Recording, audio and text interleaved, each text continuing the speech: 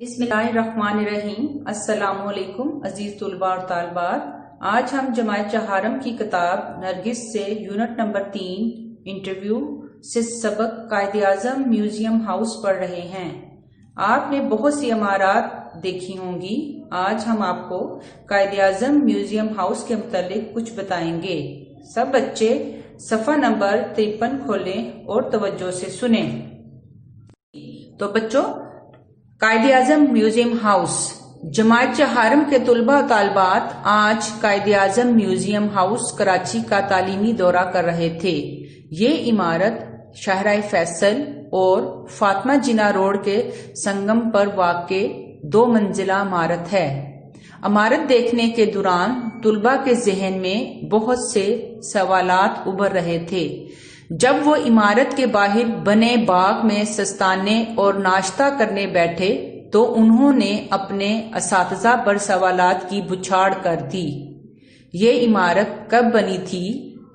اتنی خوبصورت عمارت کو بنانے والا کون تھا؟ کس کس نے اس میں رہائش اختیار کی وغیرہ۔ نثار کی لکھائی خوشخط اور لکھنے کی رفتار بھی تیز تھی، اس لیے مس نگہت نے کاغذ قلم اٹھایا اور تمام طلباء کے سوالات ایک ہی جگہ لکھنے کی غرض سے نثار کو دے دیا۔ یوں انٹرویو کے سوالات ایک پرچے پر تیار ہو گئے۔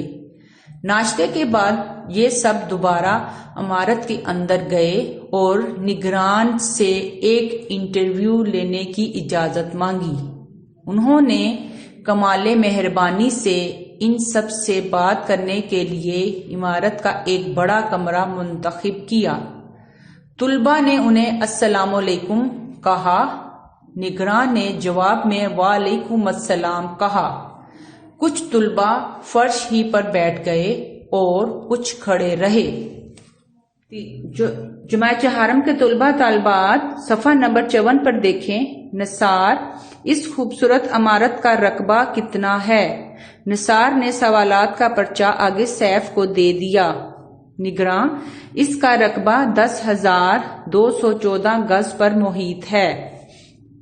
سیف، اس عمارت کا معمار بنانے والا کون ہے؟ سیف نے سوالات کا پرچہ اشال کی طرف بڑھا دیا۔ نگراں، اس وقت کے معمار ایچ سوماک نے یہ عمارت بنائی تھی۔ اشال، یہ عمارت کب تعمیر ہوئی؟ نگراں، یہ عمارت 1865 میں تعمیر ہوئی۔ انشراح، یہ عمارت کس کس کے استعمال میں رہی؟ نگراں، جیسا کہ میں بتا چکا ہوں کہ یہ ایچ سوماک نے بنائی تو سب سے پہلے تو یہ ان کے ذاتی استعمال میں رہی۔ بعد ازاں برطانوی فوج نے یہ عمارت کرائے پر لی تو ان کے مختلف جرنیل اس میں رہے۔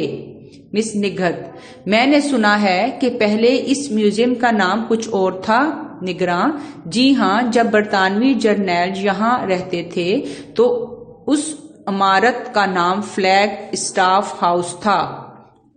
جازم، اور پھر اس کے بعد یہاں کس کی رہائش تھی؟ نگراں، جی بیٹا، میں آپ کو بتانے ہی والا تھا کہ برطانوی جرنیل کے بعد 1940 میں یہ عمارت ایک پارسی تاجر سہراب قاؤس جی نے خرید لی۔ صادق جو بے چین تھا اور اس کے ذہن میں یقیناً کچھ ضرور تھا، فوراً بولا، یہ بتائیے کہ یہ عمارت بانی پاکستان قائد اعظم کے پاس کیسے آئی؟ نگراں، مجھے آپ بہت ذہین لگتے ہیں جو فوراً یہ سوال کر بیٹھے کہ جس کے نام پر یہ عمارت ہے اس کے پاس کیسے آئی۔ نگراں کے تعریفی کلمات سن کر صادق مسکرایا۔ 1943 میں بانی پاکستان قائد اعظم نے جب یہ دیدہ زیب عمارت دیکھی تو وہ بہت متاثر ہوئے اور انہوں نے یہ عمارت خرید لی۔ راہیلہ، کیا اس عمارت میں قائد اعظم اکیلے رہتے تھے؟ نگراں، جی نہیں، ان کی بہن محترمہ فاطمہ جناح بھی ان کے ساتھ یہاں رہائش پذیر تھیں۔ مس نگہت، یہ بھی بتائیے کہ اس عمارت کو میوزیم میں کس طرح تبدیل کیا گیا؟ اب صفحہ نمبر 55 یعنی 55 پہ دیکھیں. نگراں جناب 1964 تک تو یہ عمارت رہائش کے لیے استعمال ہوتی رہی، مگر بعد میں حکومت نے یہ عمارت ٹرسٹی آف جناح سے خرید کر اسے قومی ورثہ قرار دے دیا اور اسے قائد اعظم میوزیم ہاؤس کا نام دے کر 1993 میں عوام کے لیے کھول دیا. جازم یہ عمارت یقیناً کسی نہ کسی خاص محکمہ کے زیر نگرانی ہوگی. نگراں جی ہاں، یہ عمارت محکمہ ثقافت، سیاحت اور نوادرات کے زیر نگرانی ہے. مس نگہت، کیا آپ بچوں کو بتائیں گے کہ اس میوزیم میں جو سامان رکھا گیا ہے اس کا تعلق کن مقامات سے ہے؟ نگراں جی ضرور. اس میوزیم میں اورنگزیب روڈ، نئی دلی والی رہائش گاہ سے لایا گیا سامان موجود ہے، جس میں کشمیری فن سے مزین ہاتھی دانت سے بنے ٹیبل لیمپ اور انگلستان کی نفیس کراکری شامل ہے.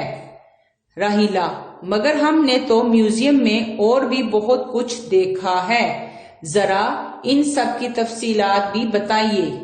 نگراں جی بیٹا، اس میوزیم میں بانی پاکستان قائد اعظم کے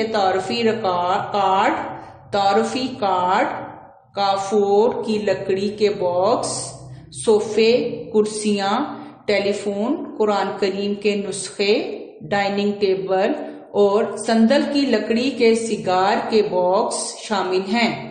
سیف، یہ تو بتائیے عمارت میں کمروں کے علاوہ اور کیا کیا ہے؟ نگراں نچلی اور اوپری منزل پر 12 کمرے، کچن اور بالکنی سمیت 8 سرونٹ کوارٹرز یعنی ملازمین کے لیے رہائشی یونٹس ہیں. ایک بات میں آپ کو خود سے بتانا چاہتا ہوں کہ اس عمارت کو محکمہ آثار قدیمہ نے قائد اعظم اور محترمہ فاطمہ جناح کے استعمال میں رہنے والے فرنیچرز اور دیگر سامان سے کچھ اس طرح آراستہ کر رکھا ہے کہ دیکھنے والا یہ محسوس کرتا ہے کہ قائد اعظم اور فاطمہ جناح اپنے کمروں سے ابھی چہل قدمی کے لیے گئے ہیں. ایشال، جی بالکل، ان چیزوں سے ایسا لگ رہا ہے کہ ابھی قائد اعظم اور فاطمہ جناح کہیں سے نکل کر ہمارے سامنے آ جائیں گے. ایشال کی بات پر تمام بچوں نے سر ہلایا اور پھر مس نگہت نے نگراں کا شکریہ ادا کیا اور جانے کے لیے اجازت طلب کی. نگراں نے تمام بچوں کو خدا حافظ کہا اور عمارت کے باہر گیٹ تک چھوڑنے آئے. تو جی بچوں، آج ہم نے قائد اعظم میوزیم ہاؤس کے سبق میں پڑھا کہ قائد اعظم میوزیم ہاؤس میں کیا کیا چیزیں ہیں اور یہ کب بنی اور کب سے یہ لوگوں کے دیکھنے کے قابل بنا دی گئی. اس میں قائد اعظم اور فاطمہ جناح رہائش پذیر تھے اور ان کا رہائش کا تمام سامان وہاں پہ ویسے موجود ہے.